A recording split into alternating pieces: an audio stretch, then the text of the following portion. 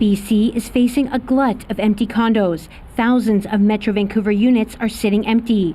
We haven't seen these numbers since about the mid to late 90s. In 2026, more than 100,000 condo owners across British Columbia are on track to receive a special levy bill averaging over $8,000. That's not a projection from a doomsday blogger. That's from a Vancouver-based strata software company called Condo Technologies, and it's based on how badly underfunded BC's reserve funds actually are. And here's the part that should worry you even if you don't own a condo. For a lot of these owners, the bill won't come from a roof or a lobby renovation. It'll come from a leak. One pipe, one dishwasher hose, one 3 a.m. flood that starts in somebody else's unit and ends with a bill in your mailbox that can run into 6 figures. This isn't a brand new problem dressed up as a crisis. BC has been here before, and the province is currently in the middle of forcing thousands of buildings to finally show their real numbers. Here's what actually happened, what the data says right now, and why the next 12 months matter more than usual. If you own a condo in BC, you're not just an owner, you're a shareholder in something called a strata corporation. Every strata collects monthly fees from owners, and that money gets split 2 ways: an operating fund for day-to-day costs and a contingency reserve fund, basically the building's savings account for big repairs down the road. Here's the problem. According to Octo AI CEO Thomas Beattie, BC law only requires stratas to set aside 10% of their operating budget into that reserve fund each year. Ontario does it differently. They tie contributions to what future repairs are actually projected to cost. The result, the average BC strata puts away about $75 a month per unit into reserves. In Ontario, it's $210 a month. Beattie put it simply: we are under-contributing materially, and that shortfall is made up in the form of special levies or special assessments. In other words, BC condos aren't saving enough, so when something breaks, owners get billed directly, all at once. And according to the Land Title and Survey Authority of BC, as of March 2026, there are over 807,000 active strata lots across the province, spread across just over 35,000 filed strata plans. The provincial government also estimates about 1.5 million British Columbians live in strata housing altogether, and roughly 1 in 4 homes in Metro Vancouver specifically is part of a strata corporation. That's the size of the exposure we're talking about. Average monthly strata fees in BC currently sit around $470, compared to roughly $650 in Ontario. On paper, that looks like BC condos are cheaper to own. In practice, lower fees for years meant lower reserve contributions, and that's exactly the gap that's now catching up with owners. So, what does this look like in real life? 2 things are colliding right now: old reserve fund math and a completely new insurance reality. Since 2022, BC's Strata Property Act allows a strata corporation to charge back its own insurance deductible to a single owner, but only if a loss originated in that owner's unit. In plain terms, if your washing machine hose bursts and floods 6 units below you, the strata's insurance pays for the repair, and then the strata sends the deductible straight to you. And deductibles are no longer small. According to the BC Financial Services Authority, over 60% of BC stratas now carry water damage deductibles above $50,000. Property management firm reporting out of Vancouver has documented water damage deductibles in Metro Vancouver high-rises commonly sitting between $100,000 and $250,000, and in a handful of older or repeat claim buildings reaching $500,000. Sean Ingram, Senior Vice President at First Service Residential, said he's personally heard of one BC strata corporation carrying a $1 million water deductible. Most personal condo insurance policies only cover somewhere between $25,000 and $50,000 of deductible assessment coverage.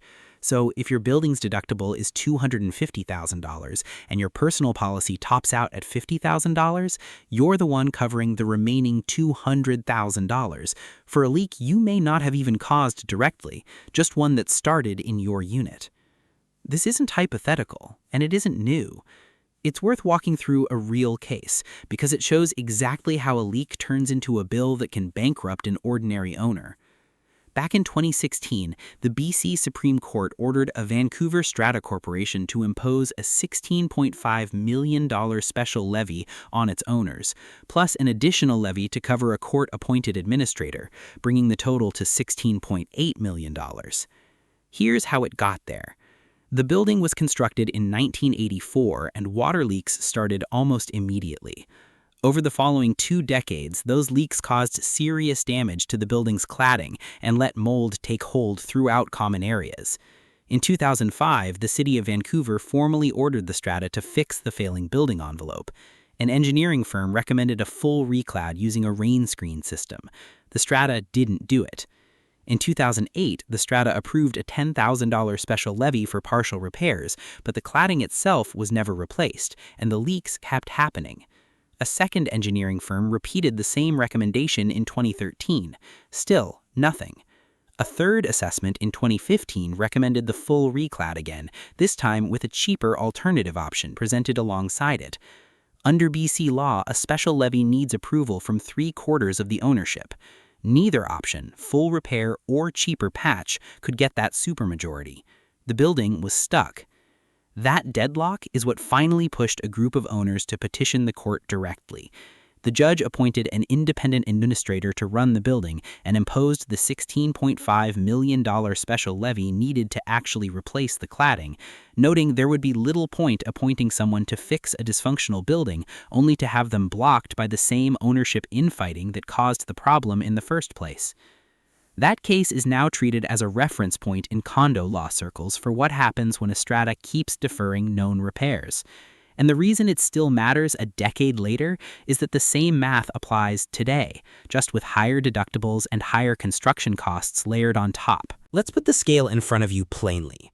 Over 807,000 active strata lots across BC as of March 2026. Average BC reserve contribution, $75 a month per unit. Average Ontario contribution, $210 a month. Over 100,000 BC condo owners projected to face a special levy averaging more than $8,000 in 2026 alone, according to Octo AI's reporting. Over 60% of BC stratas now carrying water damage deductibles above $50,000, up from roughly 15% in 2020, according to BC Financial Services Authority data. Metro Vancouver water deductibles commonly running $100,000 to $250,000, with some buildings at $500,000 and at least one reported at $1 million. And industry estimates cited by BC Real Estate Reporting suggest more than 130,000 condo owners across the province could collectively face special levies totaling close to $1 billion in the coming years, as aging buildings, insurance costs, and thin reserves all hit at the same time. Meanwhile, average BC strata fees sit around $470 a month, lower than Ontario's roughly $650 a month. Lower monthly fees looked good for resale value for years. Now it's the reason so many buildings don't have the cushion to absorb a big claim. On the premium side specifically, one Vancouver report tracking home insurance found premiums in the city rose close to 10% in 2025.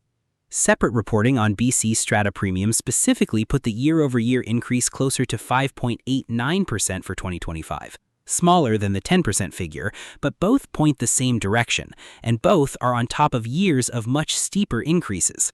One industry resource tracking strata costs noted that premiums had already climbed by an average of 40% year-over-year in the years before that.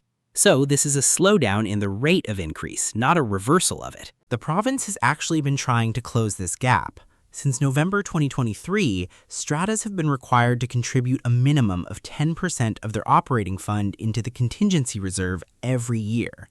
And as of July 1, 2024, depreciation reports, the document that forecasts a building's major repair costs over time, became mandatory for any strata with 5 or more units on a 5-year cycle with no more ability to defer it by vote.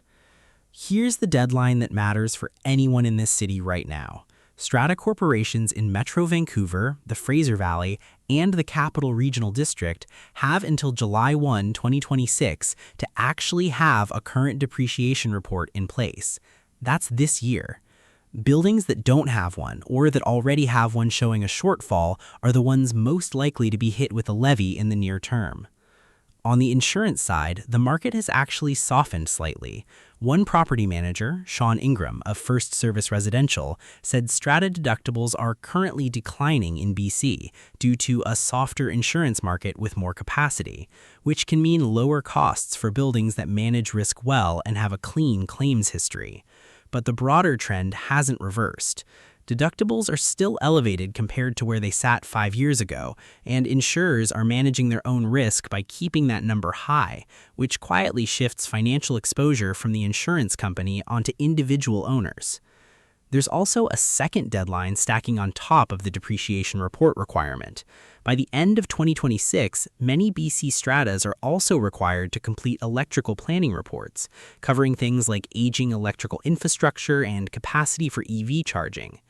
Industry commentary suggests buildings that haven't planned for that load or for other aging infrastructure may see insurers treat them as higher risk, which can push deductibles up rather than down. Right now, if you own a condo in Metro Vancouver, there are really two numbers that matter more than your mortgage rate: your building's water damage deductible and how well funded your reserve actually is relative to what your depreciation report says you'll need.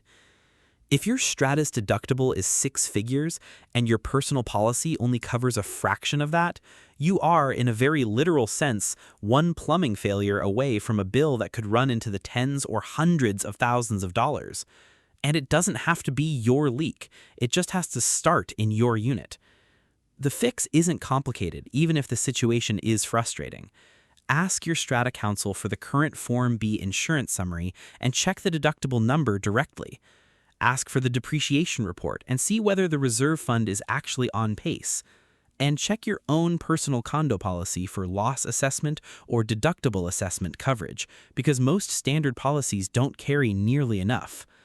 This isn't a story about a market crashing. It's a story about how thin the financial cushion has gotten in tens of thousands of BC buildings, right as insurance risk gets pushed further down onto individual owners. And with depreciation report deadlines landing this year, more of these numbers are about to become public than ever before.